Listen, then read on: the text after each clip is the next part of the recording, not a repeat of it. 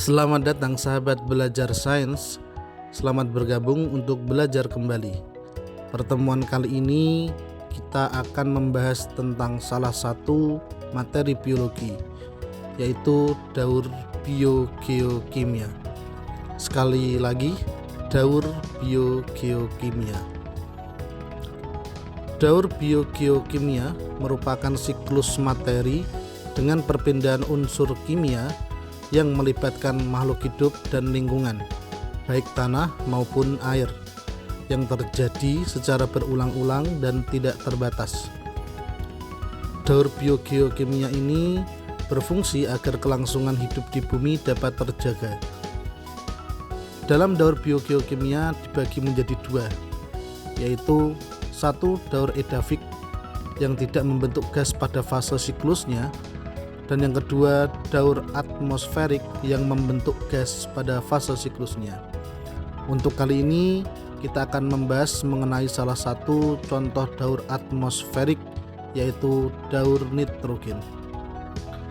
Secara umum dalam daur nitrogen tersusun dari 5 tahapan, yaitu 1. Fiksasi, 2. Amonifikasi, 3. Nitrifikasi, 4. Nitrafikasi, 5. Denitrifikasi. Nitrogen adalah unsur paling melimpah di atmosfer. Jika kamu menganggap bahwa oksigen adalah gas yang paling banyak, kamu salah, karena hampir 78% komponen atmosfer diisi oleh nitrogen, dan oksigen hanya sekitar 21% dari total gas yang menyusun atmosfer bumi. Sekalipun demikian, makhluk hidup tidak mampu mengambil nitrogen secara langsung. Proses pemecahan nitrogen bebas dibantu dengan menggunakan energi petir. Energi petir yang besar memicu terjadinya reaksi nitrogen dan oksigen menjadi senyawa NO2 dan NH2. Senyawa-senyawa ini turun bersama air hujan dan menembus ke tanah.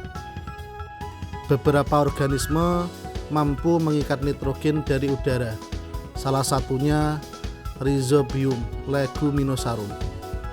Proses ini disebut fiksasi. Mikroorganisme ini bersimbiosis dengan akar kacang polong-polongan. Bakteri ini mempunyai enzim nitrogenase yang mampu menggabungkan nitrogen dan hidrogen. Tidak hanya Rhizobium, masih ada bakteri tanah dan Proteobacteria yang juga mampu mengikat nitrogen.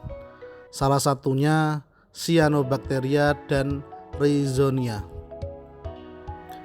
Nitrogen juga diperoleh dari jasad makhluk hidup yang telah mati. Karena jasad makhluk hidup yang mati terkandung asam amino dan protein, yaitu zat-zat yang tersusun dari nitrogen. Jasad makhluk hidup yang telah mati berubah menjadi detritus, kemudian detritivore, dan akhirnya terkomposisi menjadi amonium. Proses terbentuknya amonium ini disebut amonifikasi. Amonium sebenarnya mampu diserap tumbuhan, namun hanya sedikit yang dapat diserap karena sebagian besar dipakai bakteri aerob sebagai sumber energi. Amonium diubah menjadi nitrit. Proses ini disebut nitrifikasi dengan bantuan bakteri Nitrosomonas dan Nitrosococcus. Kemudian nitrit diubah kembali menjadi nitrat.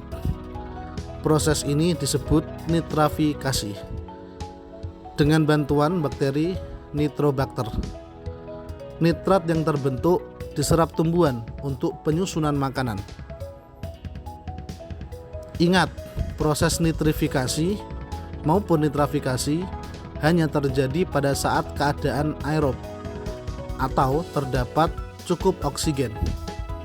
Jika jumlah oksigen tidak cukup, akan terjadi denitrifikasi, yaitu pelepasan nitrogen ke atmosfer. Ketika tanah kekurangan oksigen, bakteri tanah akan mengambil kebutuhan oksigen dari nitrat, sehingga unsur N akan dibebaskan kembali ke udara. Demikianlah 1 kali siklus daun nitrogen. Jika ada pertanyaan, dapat kalian tulis di kolom komentar ya.